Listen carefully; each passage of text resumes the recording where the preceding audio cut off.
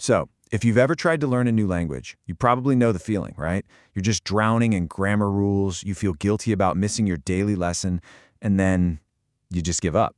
But what if that whole approach is just wrong? Today, we're going to explore a completely different way to think about all this, becoming a fluent minimalist. Okay, I'm going to start with something that sounds, well, a little crazy. It comes from our source material, and it just says learning a language is easy, actually. Now, I can practically hear you scoffing through the screen. Easy? I mean, after all the verb conjugations, the endless vocabulary lists, and those apps nagging you every single day? And that really is the question, isn't it?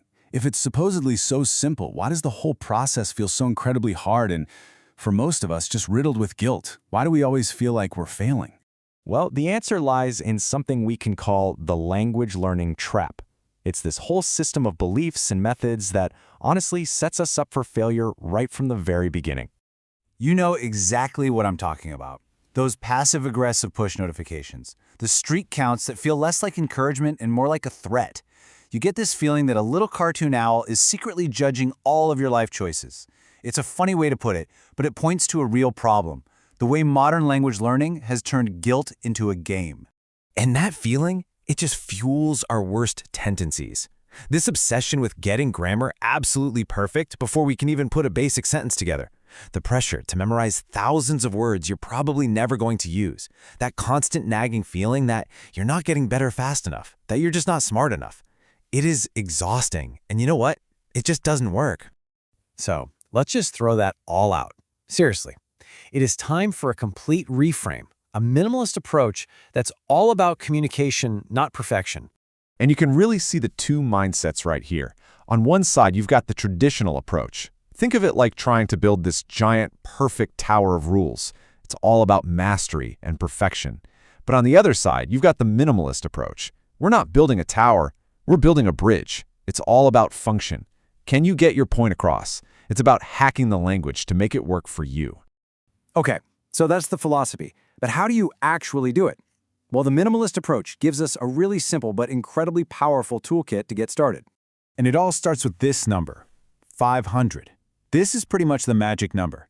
See, research shows that with the 500 most common words in pretty much any language, you can understand a huge chunk of everyday conversation. We're talking about the 80-20 rule, but for language. You get maximum impact from minimal effort. The plan itself is just beautifully simple. First, you build your foundation. You just master those 500 core words. And then you immerse yourself. But not with boring textbook dialogues, oh no. You do it with something our source material has a great name for, YouTube slop. So what on earth is YouTube slop? Well, it's that endless, totally authentic fire hose of vlogs and gaming videos and makeup tutorials in your target language. It's messy, it's real, and that's exactly why it works. Instead of learning these sterile phrases from a textbook, you're hearing how real people actually talk. You're just soaking up those 500 core words in their natural habitat until they become second nature. Okay, I know what you're thinking. But what about grammar? You can't just ignore grammar. And you're right, you can't, but you can stop treating it like it's some sacred text you have to memorize. So let's talk about the grammar myth. This chart shows us exactly why.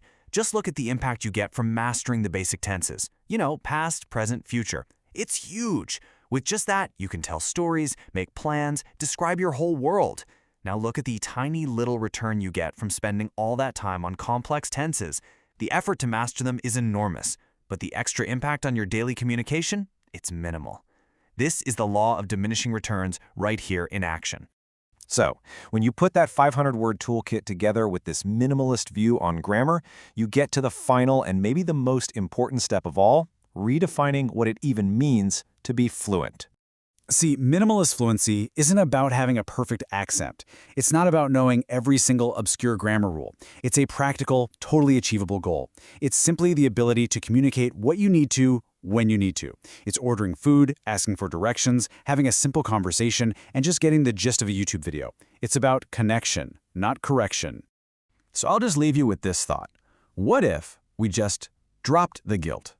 What if we aimed for being functional communicators instead of flawless, perfect speakers? What if fluent enough is actually the most freeing and the most effective goal we could have?